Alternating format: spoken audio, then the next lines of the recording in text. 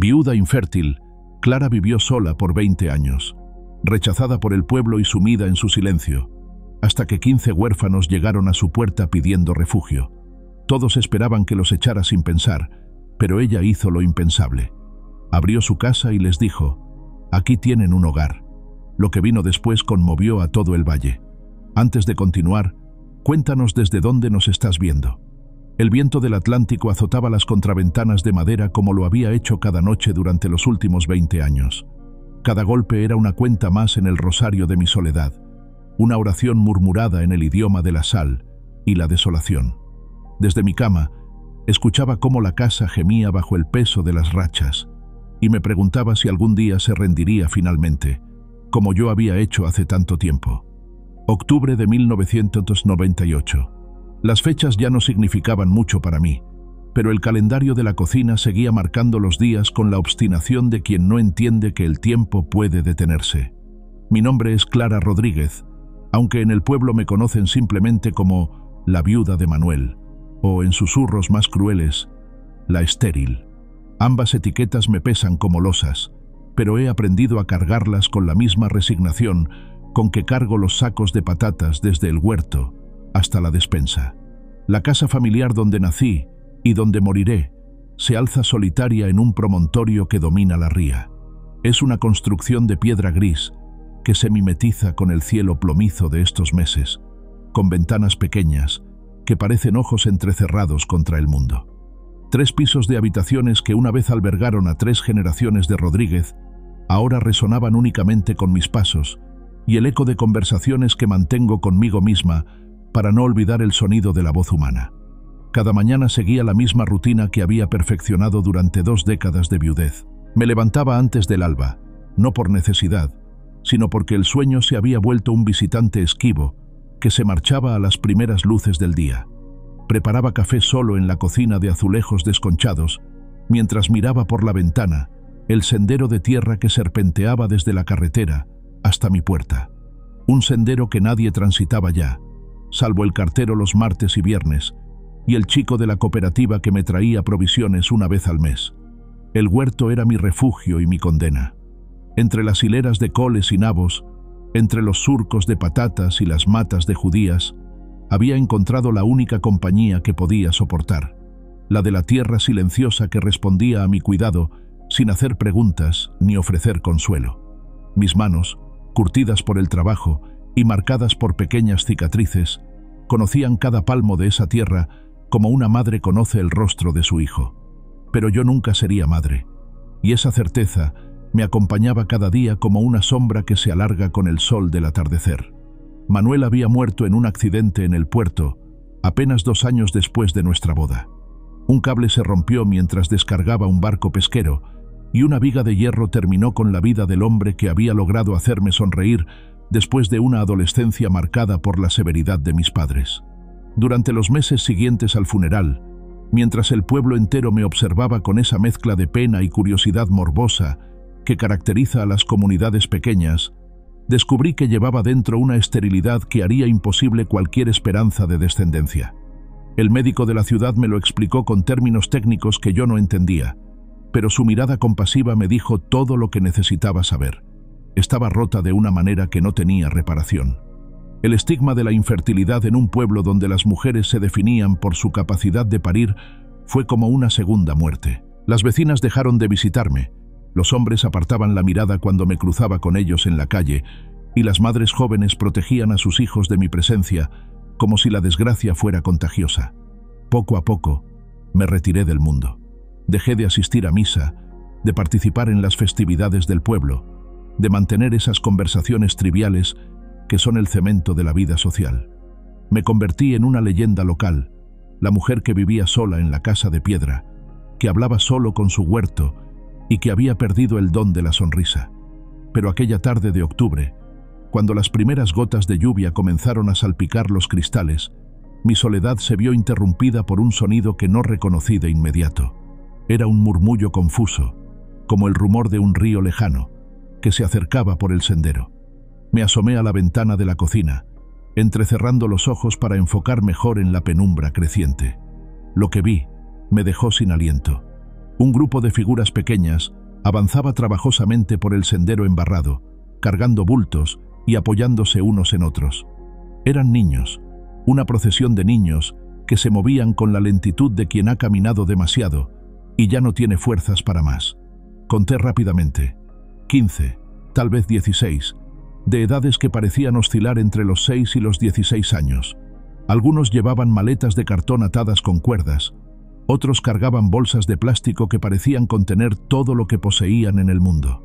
Mi primer impulso fue alejarme de la ventana, fingir que no los había visto, dejar que siguieran su camino hacia donde fuera que se dirigían.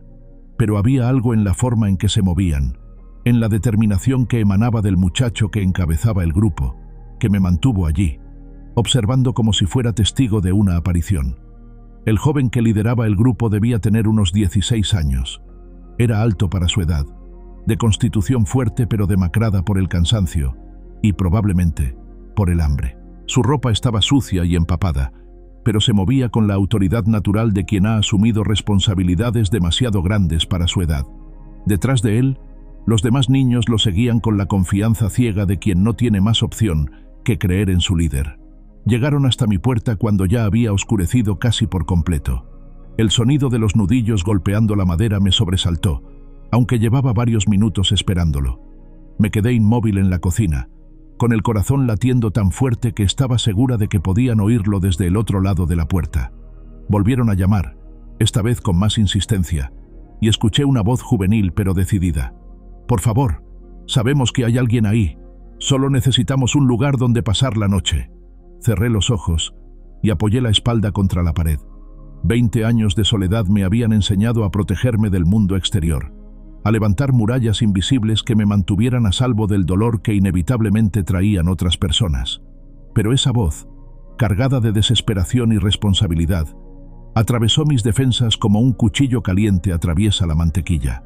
«Por favor, señora», la voz insistía, ahora acompañada por otros murmullos más pequeños. «Tenemos niños pequeños. Está lloviendo y no tenemos dónde ir». Me acerqué a la puerta con pasos lentos, como si caminara hacia mi propia ejecución. Mis manos temblaban mientras descorría el pestillo, y cuando finalmente abrí, me encontré cara a cara con 15 pares de ojos que me miraban con una mezcla de esperanza y terror. El joven que había estado hablando se irguió ligeramente, como si quisiera parecer más adulto de lo que era. Sus ojos eran de un azul intenso que contrastaba con el cabello castaño oscuro pegado a su frente por la lluvia.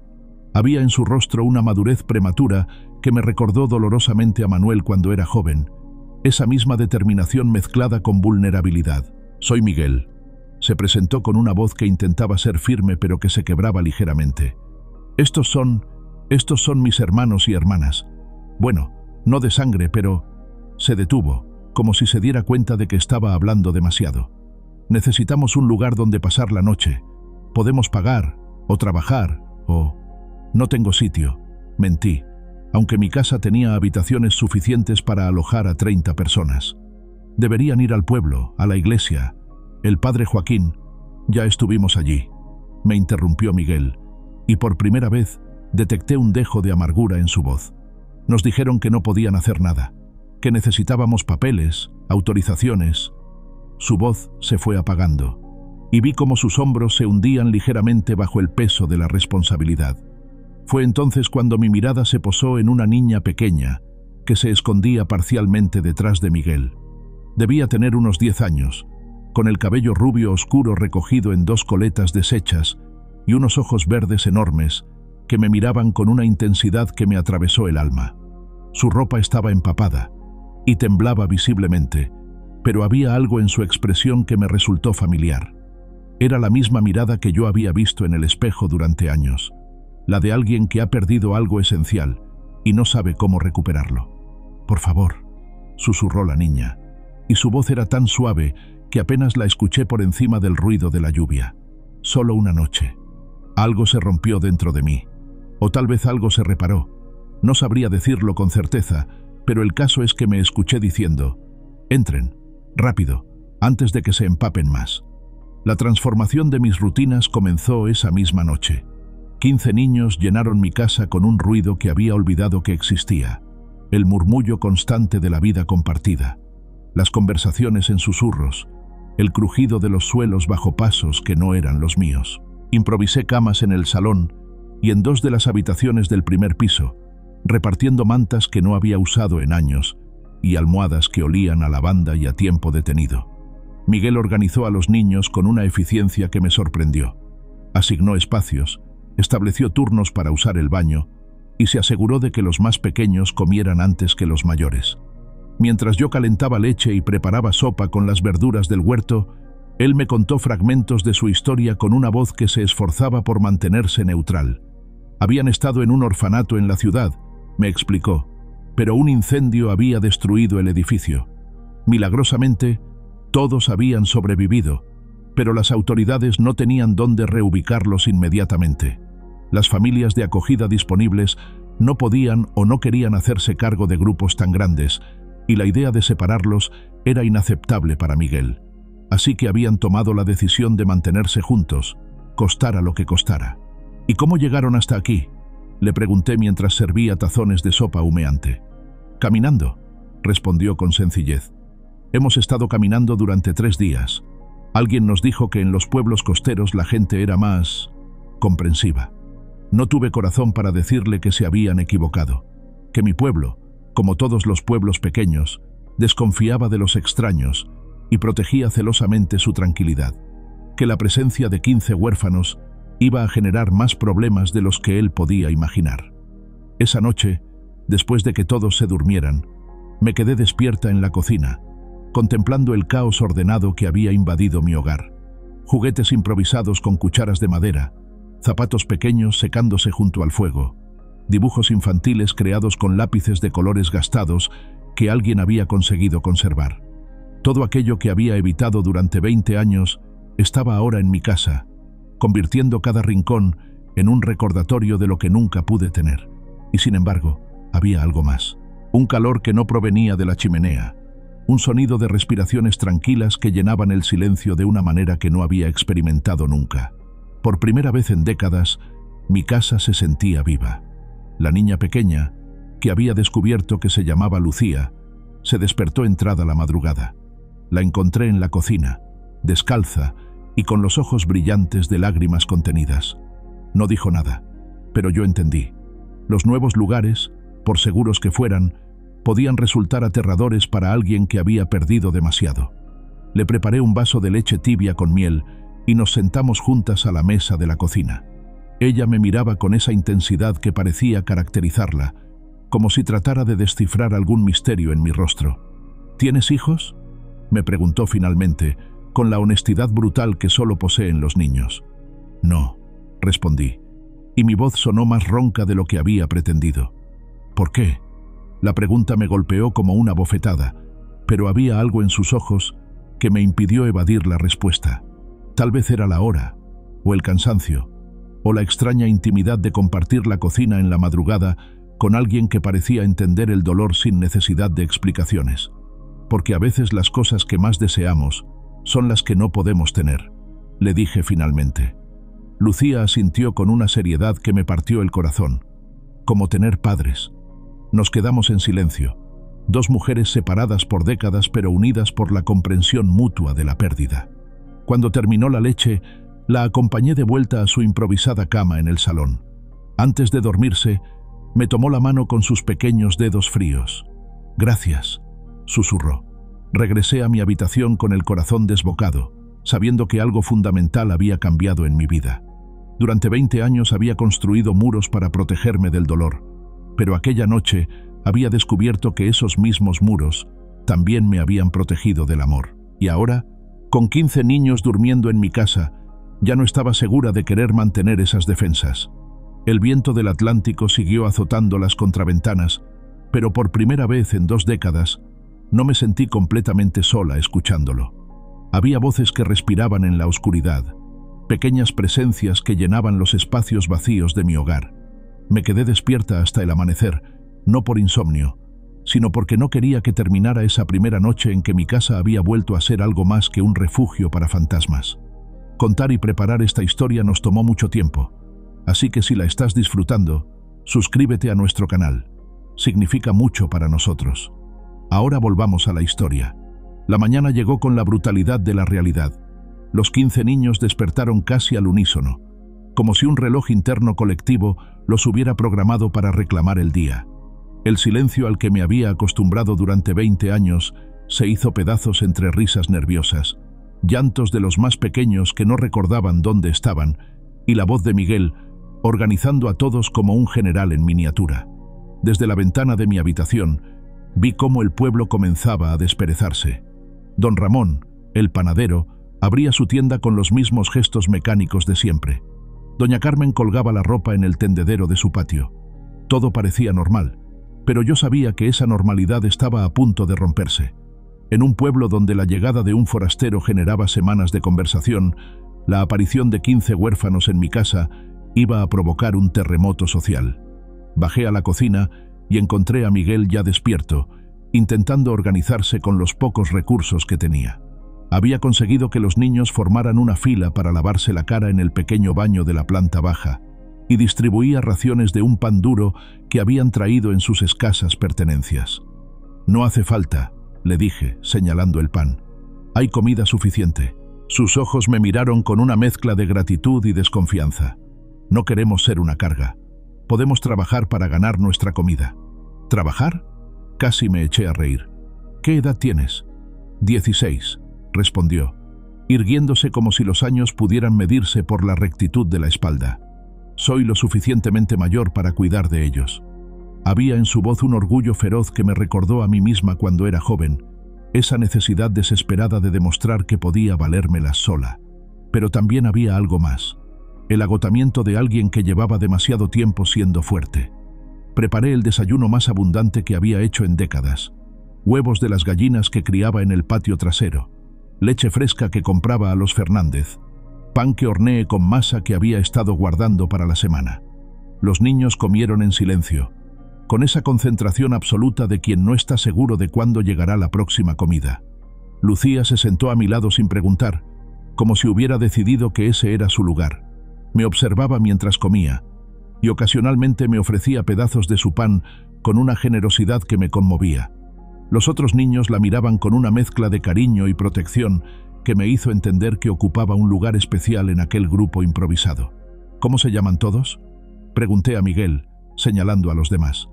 Me los presentó uno por uno, como un padre orgulloso. Carlos, de 14 años, serio y callado. Ana, de 13, con ojos despiertos y una sonrisa que aparecía y desaparecía como el sol entre nubes. Los gemelos Pepe y Paco, de 11 años, que se comunicaban con miradas y parecían compartir pensamientos. Marta, de 9, que llevaba un muñeco de trapo al que no soltaba ni para comer. Cada nombre era una historia, cada rostro un recordatorio de que no eran solo números en una tragedia estadística. Eran personas, pequeñas personas que habían perdido todo pero que seguían teniendo esperanzas, sueños, miedos. Y ahora estaban en mi casa, mirándome como si yo pudiera ser la solución a problemas que ni siquiera entendían completamente. Después del desayuno, intenté establecer algún tipo de orden. Los niños mayores ayudaron a limpiar, mientras los pequeños exploraban la casa con esa curiosidad mezclada con cautela que caracteriza a los huérfanos. Lucía se pegó a mí como una sombra, siguiéndome mientras recogía platos y organizaba el caos que 15 personas pueden crear en pocas horas. ¿Podemos quedarnos?, me preguntó de repente, con esa honestidad directa que me desarma. Solo por unos días, le respondí, aunque no estaba segura de si me lo decía a ella o a mí misma. Hasta que encontremos una solución. Pero las soluciones, descubrí pronto, no eran fáciles de encontrar. Miguel me contó más detalles de su situación mientras los pequeños dormían la siesta. El orfanato donde habían vivido durante años había sido su único hogar real. Algunos tenían vagos recuerdos de familias anteriores, pero la mayoría habían llegado allí siendo muy pequeños. El incendio no solo había destruido el edificio, sino también muchos de los expedientes que documentaban sus historias. Las autoridades nos dijeron que nos separarían temporalmente, me explicó Miguel, y pude ver cómo se le tensaba la mandíbula. Los pequeños irían a una familia, los medianos a otra, y yo probablemente acabaría en un centro para adolescentes problemáticos. ¿Problemáticos? Eso es lo que dicen cuando no saben qué hacer contigo. respondió con una amargura que me sorprendió en alguien tan joven. Cuando tienes 16 años y no eres lo suficientemente pequeño para ser adorable ni lo suficientemente mayor para ser independiente. Entendí entonces por qué había tomado la decisión de mantener unido al grupo. No era solo responsabilidad o cariño, era supervivencia. Sabía que separados serían más vulnerables, que perderían la única familia que habían conocido. La tranquilidad de esa primera mañana se rompió cuando vi a doña Pilar acercarse por el sendero. Llevaba 20 años evitando sus visitas, pero ahora no había escape posible. Era una mujer de 60 y tantos años, viuda como yo, pero que había criado 3 hijos y tenía la autoridad moral que otorga la maternidad exitosa. Su presencia en mi casa solo podía significar problemas. Clara, me saludó con esa formalidad que usaba cuando desaprobaba algo. He venido a ver si es verdad lo que está diciendo todo el pueblo. ¿Qué está diciendo el pueblo? Que has llenado tu casa de niños vagabundos.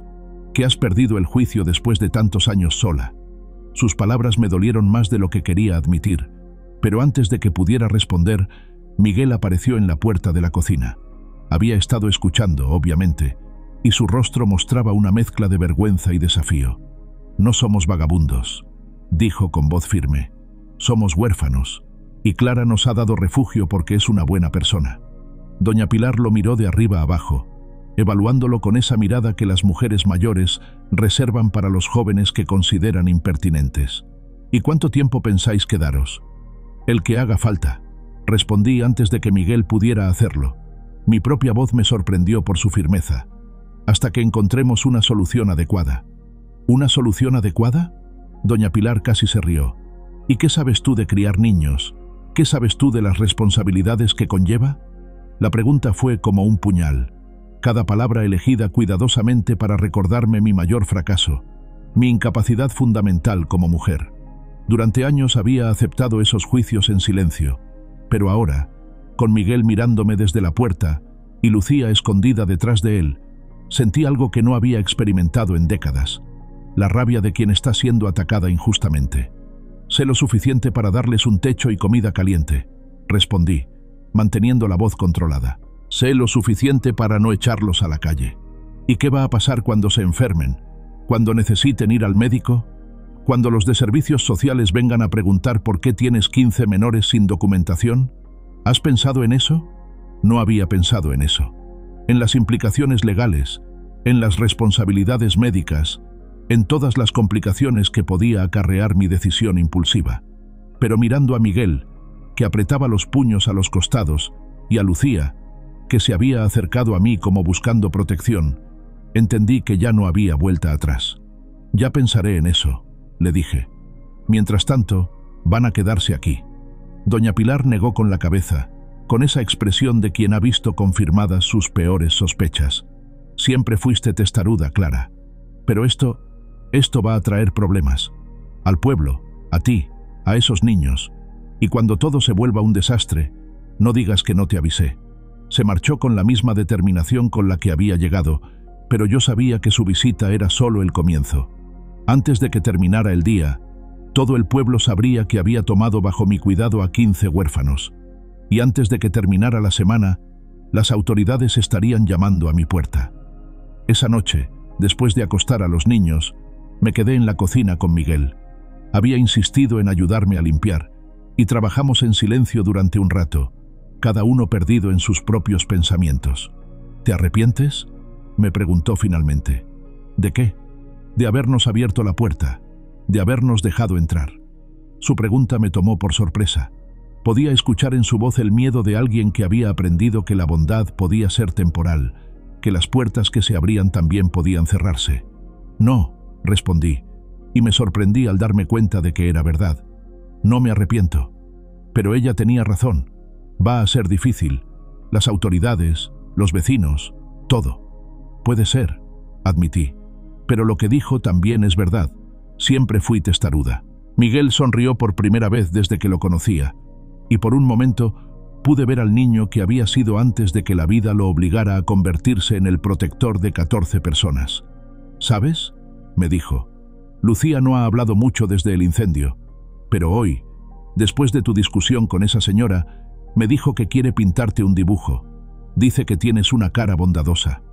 Esa noche me fui a dormir con el corazón más ligero de lo que había estado en años, pero también con una certeza que me aterraba. Mi vida había cambiado para siempre, y ya no había manera de volver atrás.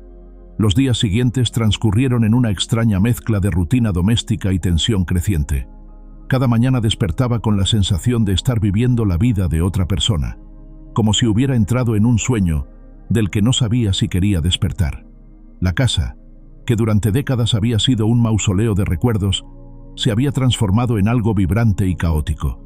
Los pasillos resonaban con pasos apresurados, las habitaciones se llenaban de conversaciones susurradas, y por primera vez en 20 años, la cocina no tenía suficientes sillas para todos los que querían sentarse a la mesa. Miguel había establecido un sistema que funcionaba sorprendentemente bien. Los niños mayores ayudaban con las tareas domésticas, los medianos cuidaban de los pequeños, y él supervisaba todo con una autoridad natural que me causaba admiración y tristeza a partes iguales. Era demasiado joven para cargar con tanto peso, pero lo hacía con una gracia que me recordaba a los pastores que había conocido en mi juventud, capaces de guiar rebaños enteros con paciencia infinita. Lucía se había convertido en mi sombra personal. Me seguía por la casa como un gatito perdido, observando cada uno de mis movimientos con esa intensidad peculiar suya. No hablaba mucho, pero su presencia se había vuelto tan natural que cuando no estaba a mi lado, sentía como si me faltara algo esencial. Una mañana, mientras yo amasaba pan, ella se subió a una silla y comenzó a ayudarme, hundiendo sus pequeños puños en la masa con una concentración absoluta. ¿Sabes hacer pan?, le pregunté. No, respondió sin dejar de trabajar. Pero puedo aprender. En el orfanato, la hermana Carmen decía que era importante aprender cosas útiles. ¿Qué más decía la hermana Carmen? Lucía se detuvo y me miró con esos ojos verdes que parecían contener más sabiduría de la que correspondía a su edad. Decía que Dios nunca cierra una puerta sin abrir una ventana, pero yo creo que a veces las ventanas son difíciles de encontrar. Su comentario me atravesó como un rayo. Esta niña, que había perdido todo, hablaba de esperanza y desesperanza con la misma naturalidad con que otros niños hablaban de juguetes o dulces. Me di cuenta de que cada uno de los 15 huérfanos que había acogido llevaba dentro un mundo de experiencias que yo apenas comenzaba a comprender.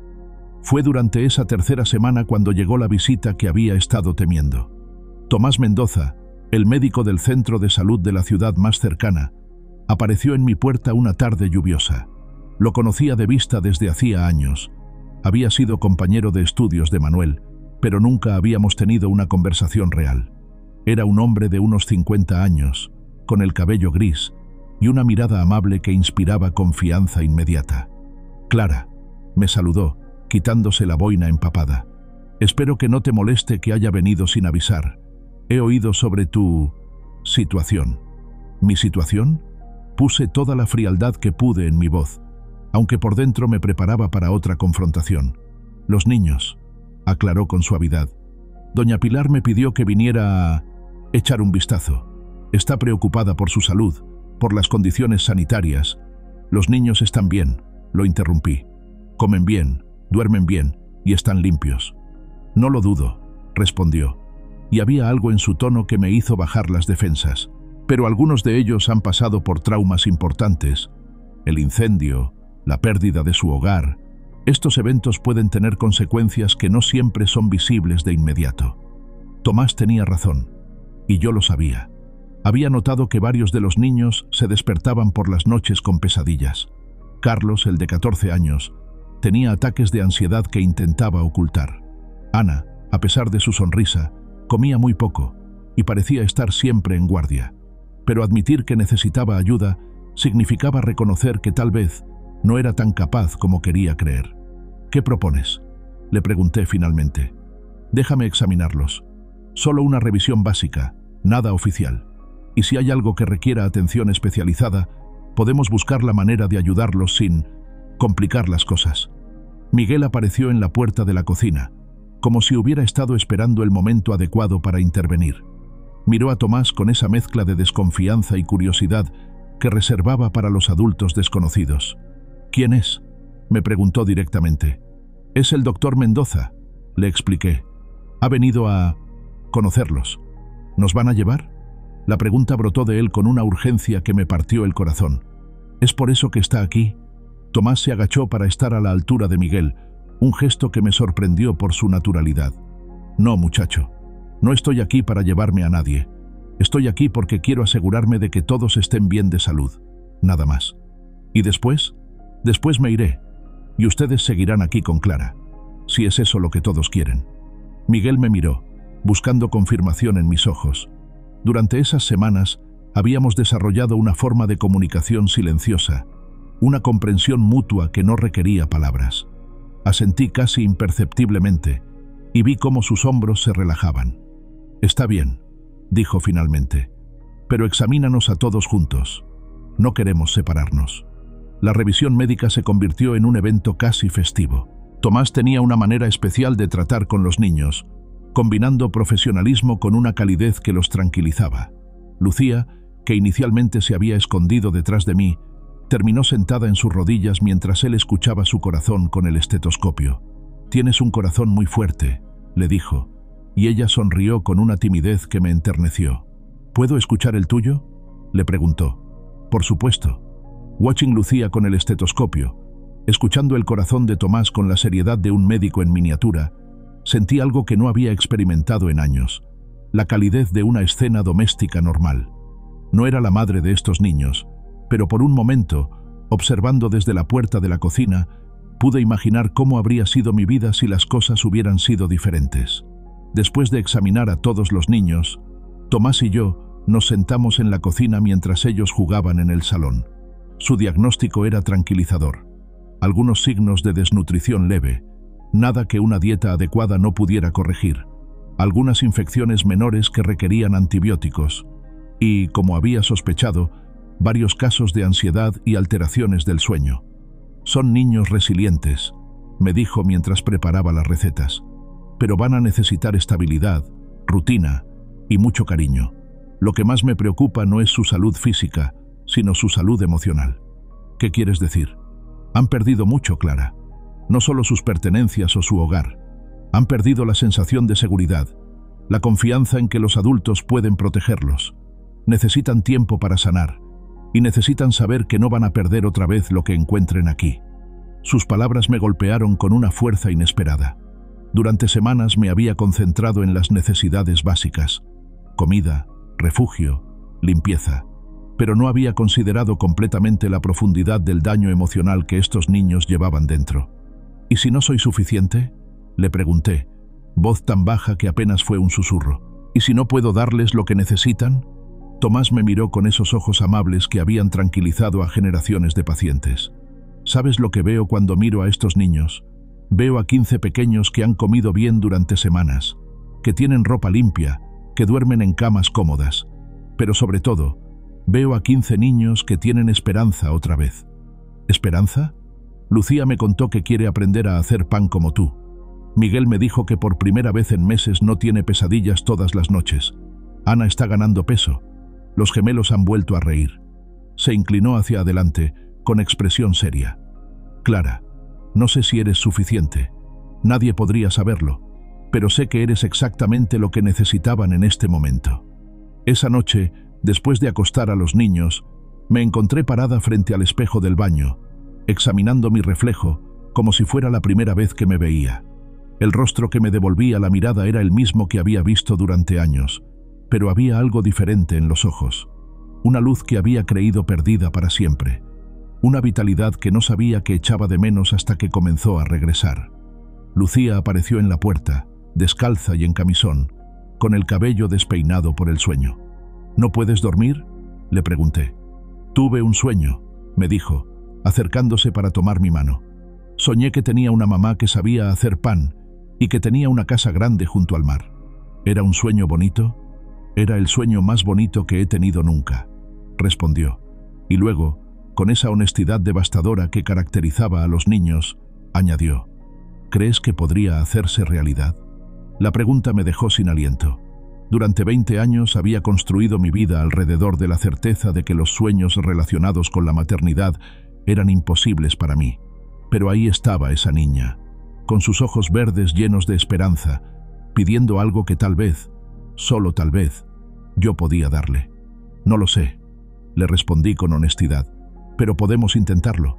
La acompañé de vuelta a su cama y mientras la arropaba, me di cuenta de que por primera vez en décadas, yo también tenía un sueño. Un sueño que involucraba voces infantiles llenando mi casa para siempre, manos pequeñas ayudándome en la cocina, y una familia que no había nacido de mi vientre, pero que podía nacer de mi corazón. Pero los sueños, como bien sabía, podían ser frágiles, y las tormentas que se avecinaban pondrían a prueba no solo mi determinación, sino la misma posibilidad de que 15 huérfanos y una mujer estéril pudieran construir juntos algo que mereciera llamarse familia. La tormenta que había estado presintiendo llegó una mañana gris de noviembre, cuando el otoño ya se había instalado definitivamente en la costa gallega. Desperté con la sensación de que algo había cambiado en el ambiente, una tensión eléctrica que no tenía que ver con el tiempo atmosférico. Los niños también lo sintieron.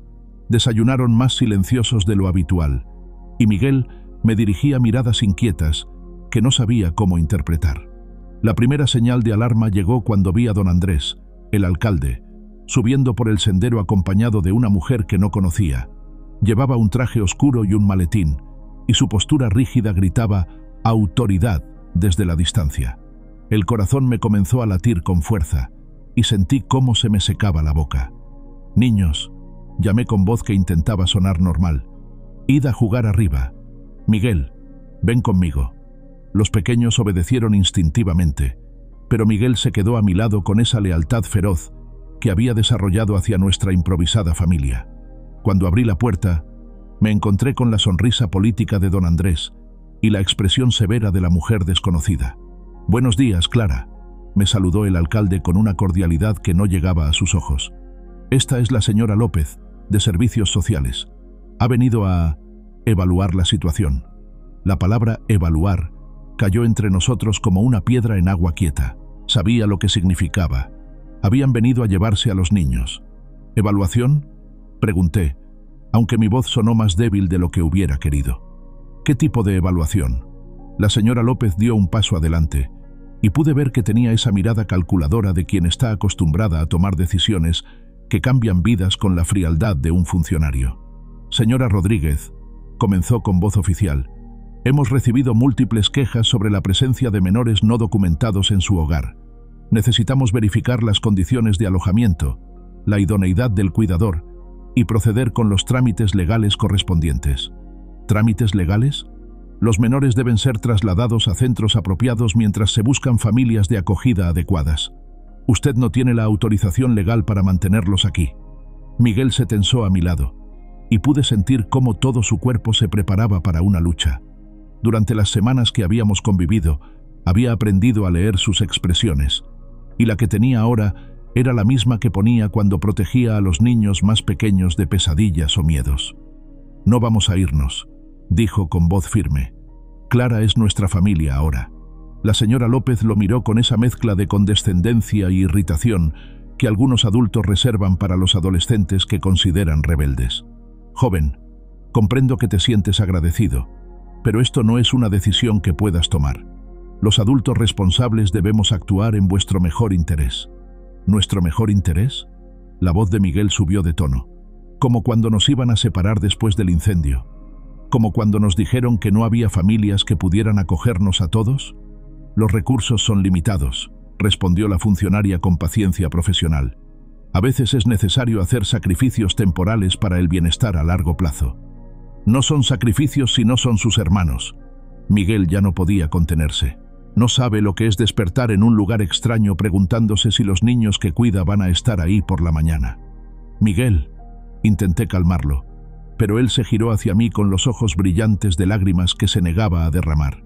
«¿Vas a dejar que se los lleven?», me preguntó, y había tanto dolor en su voz que me atravesó como un cuchillo. «¿Después de todo lo que hemos construido aquí?».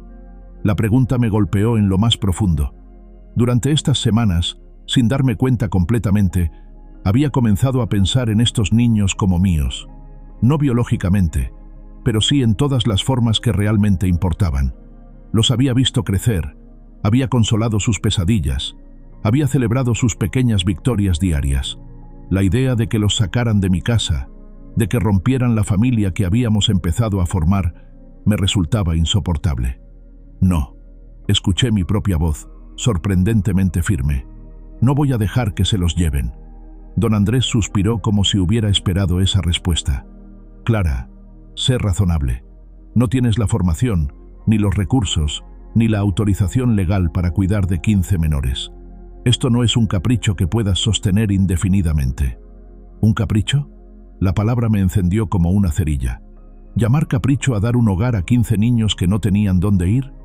Es admirable tu generosidad, intervino la señora López, pero la buena voluntad no es suficiente. Estos niños necesitan estabilidad, educación formal, atención médica especializada. Tienen todo eso, la interrumpí.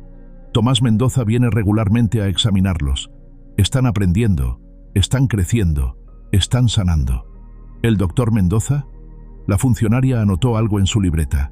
¿Está proporcionando atención médica sin autorización oficial? Me di cuenta de que había metido a Tomás en problemas, pero ya era demasiado tarde para retroceder. Está ayudando a niños que lo necesitaban, como cualquier médico decente haría. Señora Rodríguez, la voz de la señora López se endureció. No me haga recordarle que obstaculizar el trabajo de los servicios sociales es un delito. Estos niños van a venir conmigo hoy, y usted va a facilitar el proceso. ¡No! La voz de Lucía resonó desde la escalera. Había bajado sin que nos diéramos cuenta, y ahora se aferraba a la barandilla con los nudillos blancos. No quiero irme. Clara es mi mamá ahora. Sus palabras me atravesaron el corazón. Durante semanas había evitado ponerle nombre a lo que sentía por estos niños, pero escuchar a Lucía llamarme mamá hizo que todas mis defensas se desmoronaran. No era su madre biológica, pero era la mujer que la consolaba cuando tenía pesadillas, que le enseñaba a hacer pan, que le leía cuentos antes de dormir. Lucía, vuelve arriba, le dije con suavidad, pero ella negó con la cabeza y bajó corriendo para agarrarse a mi falda. No dejes que me lleven, me suplicó. Por favor, no dejes que me lleven. La señora López se acercó a nosotras con expresión determinada. Niña, sé que esto es difícil, pero vamos a encontrarte una familia muy bonita donde... ¡Ya tengo una familia!, Lucía gritó con una fuerza que no sabía que poseía. Tengo a Clara y a Miguel y a todos mis hermanos. No son tus hermanos de verdad. La funcionaria intentó usar un tono más suave, pero había algo condescendiente en él que me enfureció. Son solo otros niños que... ¡Son mis hermanos! Lucía se giró hacia mí con los ojos llenos de lágrimas. ¿Verdad que son mis hermanos? ¿Verdad que tú eres mi mamá? La pregunta quedó suspendida en el aire como una declaración de guerra. Durante 20 años había aceptado que nunca podría responder a esa pregunta, que nunca tendría el derecho de llamarme madre de nadie. Pero ahí estaba esa niña, mirándome con una confianza absoluta, esperando que la defendiera del mundo entero, si era necesario. Sí, respondí, y mi voz sonó más fuerte de lo que había sonado nunca. Soy tu mamá, y ellos son tus hermanos, y esta es tu casa. Señora Rodríguez, la voz de la señora López se había vuelto amenazante. Está usted complicando innecesariamente esta situación. Los menores van a venir conmigo, con su cooperación, o sin ella. Entonces va a ser sin ella, respondí, y me sorprendí de mi propia determinación. Porque no voy a entregar a mis hijos a unos burócratas que no los conocen ni los quieren. ¿Sus hijos? Don Andrés me miró como si hubiera perdido la razón. Clara, estos no son tus hijos. Tú no puedes tener hijos. Las palabras cayeron como una bofetada. 21 años después, el pueblo seguía definiéndome por lo que no podía hacer, por lo que no podía ser, pero por primera vez en décadas, esa definición me pareció irrelevante. Tienes razón, le dije con una calma que me sorprendió. No puedo tener hijos, pero puedo criarlos, puedo amarlos, puedo darles un hogar, y eso es exactamente lo que estoy haciendo. En ese momento, como si hubieran estado esperando una señal, todos los niños aparecieron en la escalera. Miguel los había organizado silenciosamente, y ahora bajaron juntos, formando una barrera protectora alrededor de Lucía y mía. Los pequeños se aferraron a mi falda, los medianos se colocaron junto a Miguel, y todos me miraron con esa confianza absoluta que solo los niños pueden ofrecer. «Esta es nuestra casa», dijo Carlos, el de 14 años, con voz temblorosa pero decidida. «Esta es nuestra familia, y no vamos a dejar que nos separen», añadió Ana, tomando la mano de uno de los gemelos. La señora López miró a los 15 niños agrupados alrededor de mí y por primera vez pareció vacilar. Tal vez había esperado encontrar niños descontentos o una situación claramente inadecuada, pero lo que tenía delante era una familia que, aunque poco convencional, había encontrado en la necesidad mutua algo que se parecía peligrosamente al amor. «Esto no ha terminado», dijo finalmente, guardando su libreta. «Volveremos con una orden judicial si es necesario». «Hagan lo que tengan que hacer», respondí, sorprendida por mi propia valentía. «Nosotros estaremos aquí». Los vimos alejarse por el sendero, y solo cuando desaparecieron de vista me di cuenta de que estaba temblando. Miguel me puso una mano en el hombro, y Lucía seguía aferrada a mi falda como si fuera un salvavidas. «¿Van a volver?», me preguntó en voz baja. «Probablemente», le respondí con honestidad, «pero cuando lo hagan, seguiremos siendo una familia». Esa noche, después de acostar a los niños, me quedé despierta preguntándome si había hecho lo correcto. Había desafiado a las autoridades, había comprometido a Tomás, había puesto en riesgo la estabilidad que habíamos construido. Pero cuando pensaba en la alternativa, en ver cómo se llevaban a Lucía, en separar a Miguel de los niños que había protegido durante meses, en volver a mi casa vacía y silenciosa, sabía que no había tenido opción. Por primera vez en 20 años, tenía algo por lo que valía la pena luchar, y estaba dispuesta a luchar hasta el final. Los días que siguieron a la visita de los servicios sociales fueron los más tensos que habíamos vivido desde que los niños llegaron a mi casa. Cada ruido en el sendero nos hacía saltar. Cada desconocido que pasaba por el pueblo se convertía en una amenaza potencial.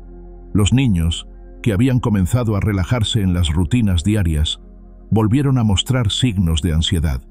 Lucía apenas se separaba de mi lado, y Miguel había vuelto a esa hipervigilancia que había mostrado las primeras noches. Pero algo había cambiado también. Mi desafío público a las autoridades había corrido como la pólvora por el pueblo, y las reacciones fueron más variadas de lo que había esperado. Si bien algunos vecinos seguían murmurando sobre la irresponsabilidad de mi decisión, otros comenzaron a mostrar signos de apoyo que no había anticipado. La primera sorpresa llegó 3 días después de la visita oficial. Estaba en el huerto con algunos de los niños, enseñándoles a preparar la tierra para el invierno, cuando vi a doña Pilar acercarse por el sendero. Llevaba una cesta en las manos y una expresión que no sabía cómo interpretar. Mi primera reacción fue de alarma. Después de todo, había sido ella quien había iniciado la cadena de eventos que llevó a la visita de los servicios sociales. «Clara», me saludó con una formalidad que había suavizado ligeramente. «¿Podemos hablar? Los niños pueden escuchar lo que tengas que decir», respondí, preparándome para otra confrontación. «No», dijo, y me sorprendió que su voz sonara casi arrepentida. «No es sobre los niños, es sobre lo que hice».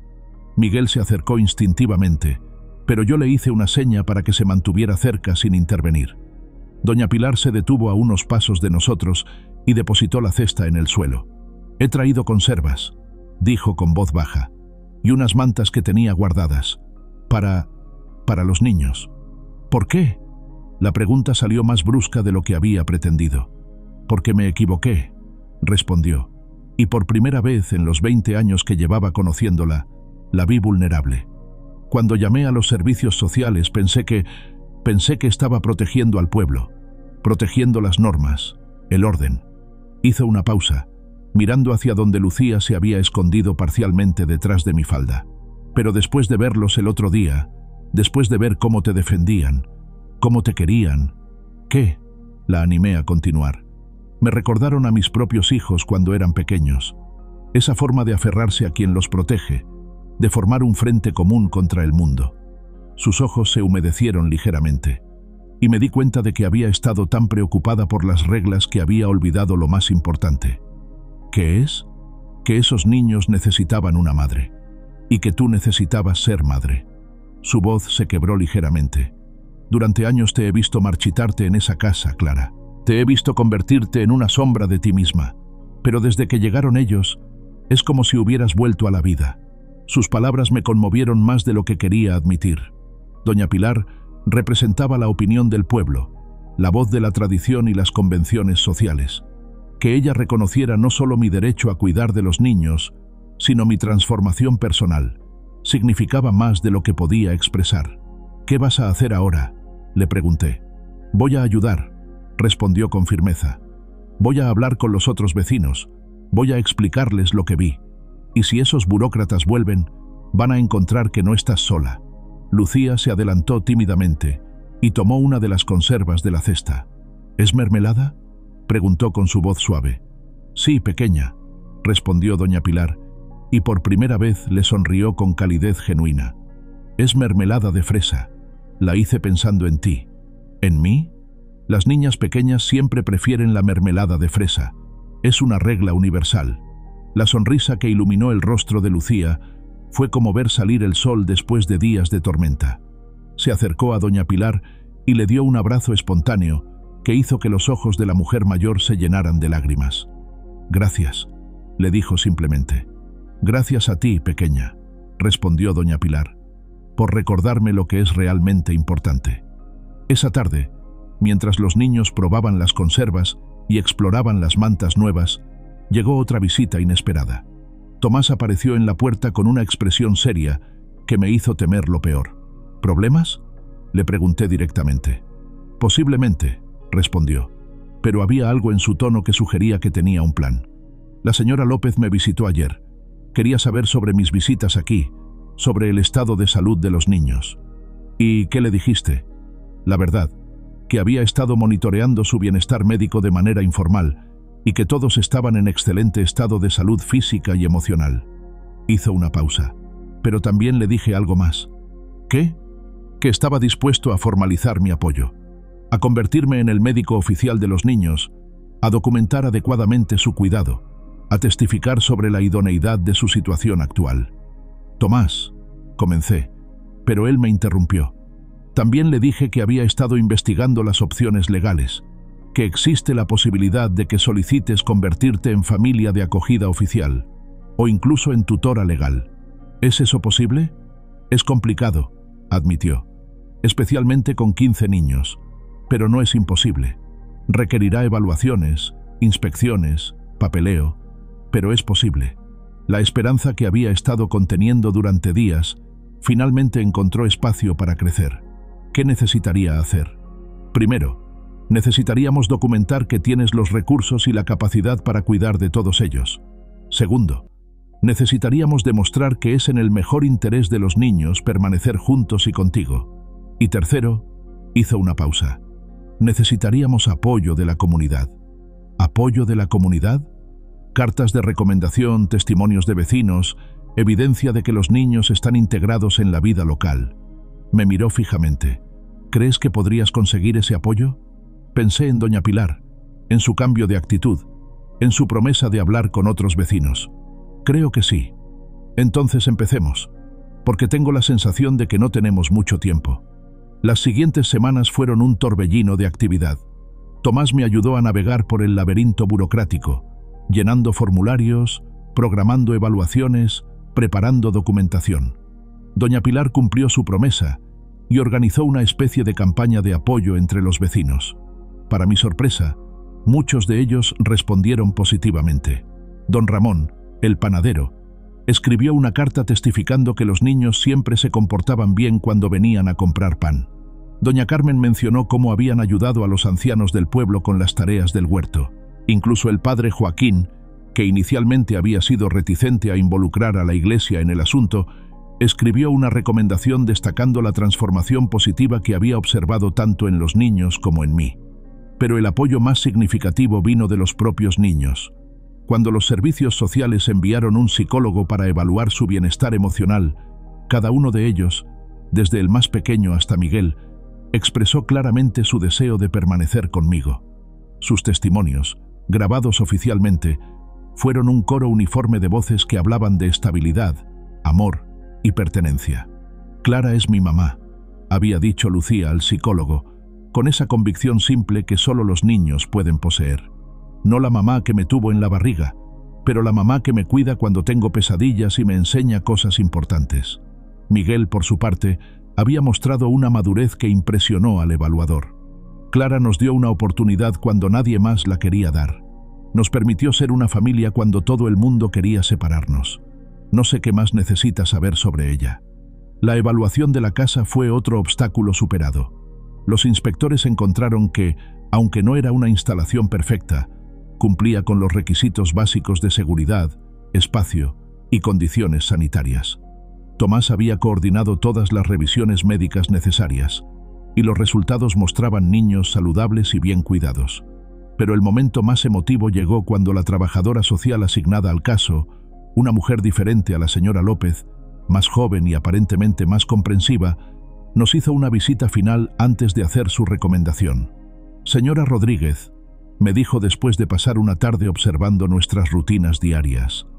«Debo admitir que cuando recibí este caso, esperaba encontrar una situación problemática. Una mujer soltera sin experiencia con niños, intentando manejar una responsabilidad demasiado grande». «¿Y qué encontró?», pregunté, aunque el corazón me latía con fuerza. «Encontré una familia», respondió simplemente. «No convencional, no planificada, pero definitivamente una familia.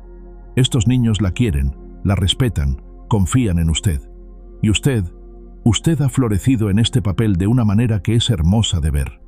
Eso significa que voy a recomendar que se apruebe su solicitud de tutela temporal, con la posibilidad de convertirse en permanente si las cosas continúan yendo bien».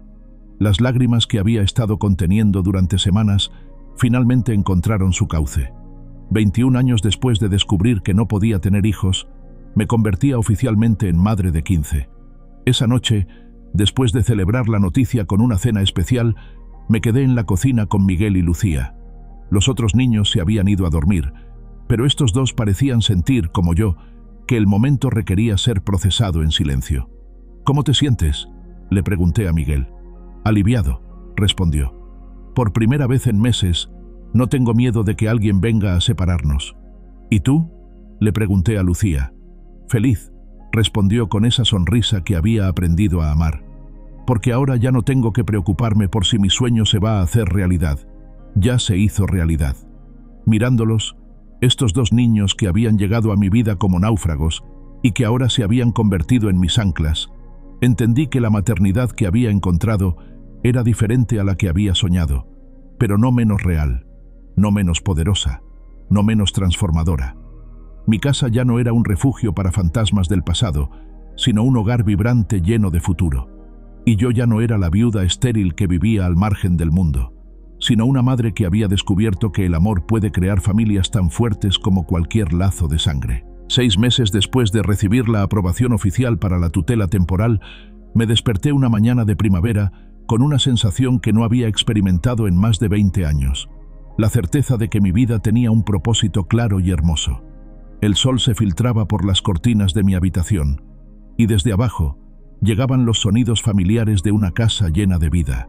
Voces infantiles mezclándose en conversaciones matutinas, el tintineo de cucharas contra los tazones, las risas de los gemelos que siempre encontraban algo divertido en todo.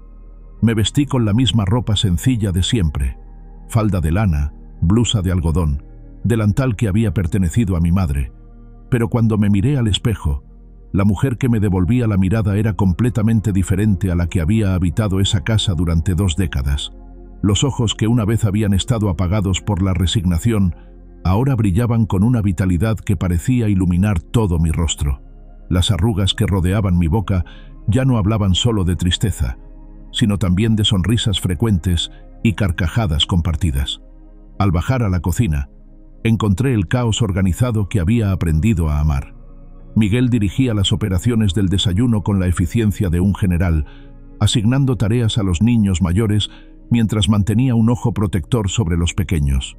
Lucía, que había crecido varios centímetros en estos meses y había perdido esa palidez enfermiza que tenía cuando llegó, estaba de pie en una silla, ayudándome a preparar tortitas, con la lengua asomando ligeramente en la concentración que ponía en cada gesto. «Buenos días, mamá», me saludó con naturalidad, y aunque habían pasado meses desde la primera vez que me llamó así, la palabra seguía provocándome una punzada de felicidad pura. «Buenos días, mi amor», le respondí, besando la coronilla de su cabeza. Su cabello olía a jabón y a la pomada que Tomás había recomendado para una pequeña irritación en el cuero cabelludo que ya había sanado completamente. ¿Podemos hacer pan hoy?, me preguntó, como hacía casi todas las mañanas. Había desarrollado una pasión por la panadería que rivalizaba con mi propia dedicación, y sus pequeñas manos habían aprendido a trabajar la masa con una destreza que me llenaba de orgullo. «Por supuesto», le respondí, «pero primero el desayuno». Carlos, que había cumplido 15 años el mes anterior, levantó la vista del libro que leía mientras comía. Era un muchacho serio, inteligente, que había encontrado refugio en la lectura después de los traumas que había vivido. Tomás me había sugerido que considerara la posibilidad de que estudiara bachillerato en la ciudad, y aunque la idea de que se alejara me aterraba, sabía que tenía que pensar en su futuro. «¿Vendrá el doctor Tomás hoy?», preguntó. «Sí, para la revisión mensual», le respondí. «¿Por qué?». «Quería preguntarle sobre los libros de medicina que me prestó. Creo que me gustaría estudiar para ser médico». Su confesión me llenó de una alegría mezclada con orgullo maternal. Durante meses había observado cómo Carlos se interesaba cada vez más por las visitas médicas, cómo hacía preguntas inteligentes sobre tratamientos y diagnósticos, cómo cuidaba con particular ternura a los niños pequeños cuando se enfermaban. «¿De verdad?», le pregunté, sentándome a su lado. «¿Es algo que has estado pensando mucho?». «Mucho», respondió, y pude ver en sus ojos esa determinación que había aprendido a reconocer en todos mis niños. «Quiero ayudar a personas como el doctor Tomás nos ayudó a nosotros». Ana, que había florecido convirtiéndose en una adolescente hermosa y segura de sí misma, levantó la vista de la carta que estaba escribiendo. Había desarrollado el hábito de escribir cartas a una amiga imaginaria, un ejercicio que Tomás había sugerido para ayudarla a procesar sus emociones. «¿Sabes que eso significa muchos años de estudio?», le preguntó a Carlos con esa mezcla de cariño y burla que caracterizaba a los hermanos. «Lo sé», respondió él, «pero Clara dice que nunca es demasiado tarde para perseguir un sueño». «¿Yo dije eso?», pregunté, sorprendida. «El mes pasado», intervino Miguel, que había estado escuchando mientras organizaba los libros escolares de los niños, cuando Lucía dijo que quería ser panadera y artista al mismo tiempo. «Puedo ser las dos cosas», protestó Lucía desde su silla, provocando risas generales. «Por supuesto que puedes», le aseguré. «De hecho, puedes ser todo lo que quieras ser». Mientras terminábamos el desayuno, reflexioné sobre lo mucho que habían cambiado todos. No solo físicamente, aunque todos habían crecido y ganado peso saludable, sino emocionalmente.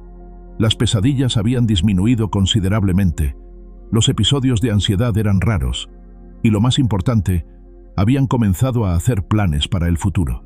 Ya no vivían en el modo de supervivencia que habían desarrollado después del incendio, sino que habían encontrado la estabilidad emocional necesaria para soñar. Y yo había cambiado también.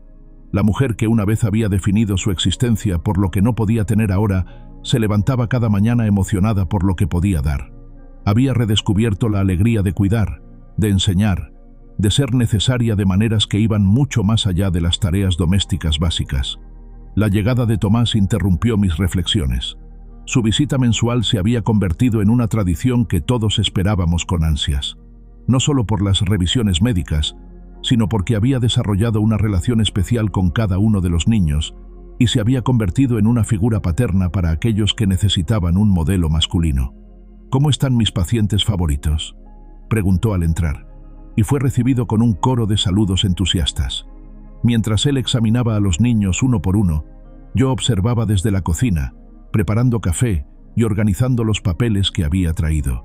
Tomás me había estado ayudando con el proceso de convertir la tutela temporal en permanente, y cada visita traía nuevos formularios, nuevas evaluaciones, nuevos pasos hacia la seguridad legal completa. «¿Cómo van las cosas con los servicios sociales?», le pregunté cuando terminó con las revisiones. «Mejor de lo que esperaba», respondió, aceptando la taza de café que le ofrecí. «Tu expediente es ejemplar.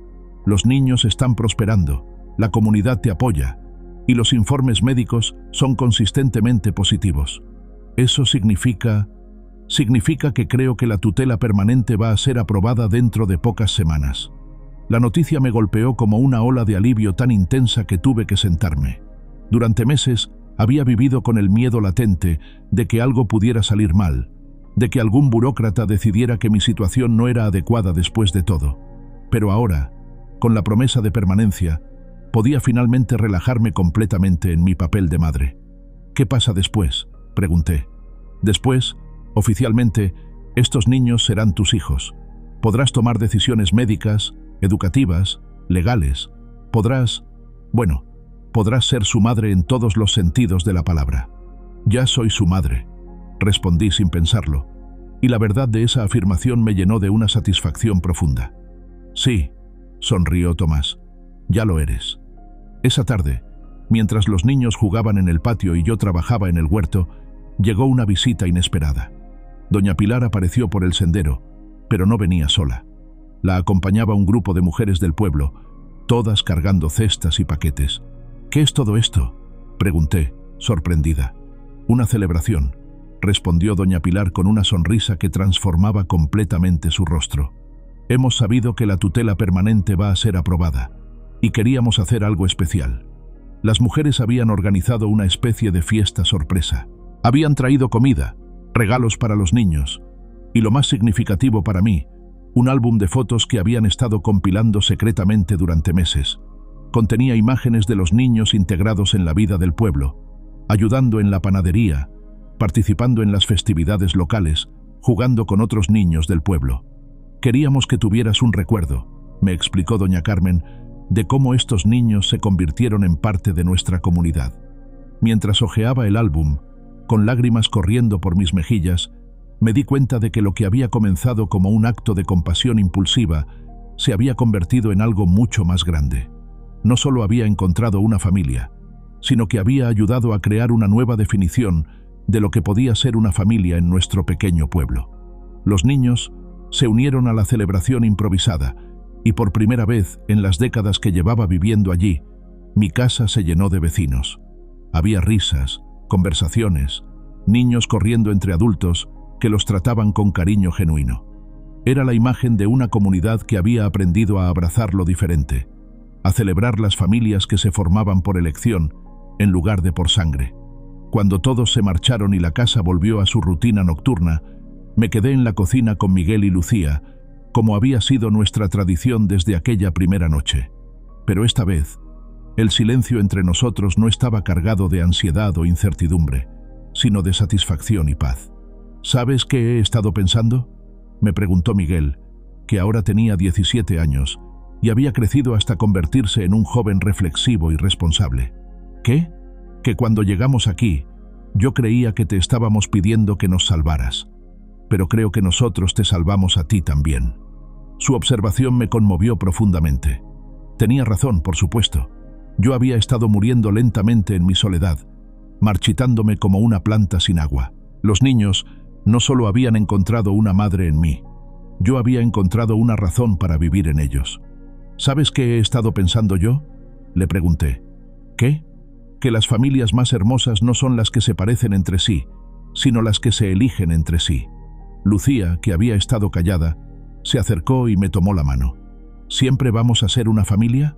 Siempre, le respondí, y por primera vez en mi vida, esa promesa no me daba miedo. Pase lo que pase, siempre vamos a ser una familia. Esa noche, mientras escuchaba las respiraciones tranquilas de mis 15 hijos en las habitaciones de arriba, pensé en la mujer que había sido y la mujer en la que me había convertido. La viuda estéril que había vivido al margen del mundo había desaparecido, reemplazada por una madre que había descubierto que el amor podía crear vínculos tan fuertes como cualquier lazo de sangre.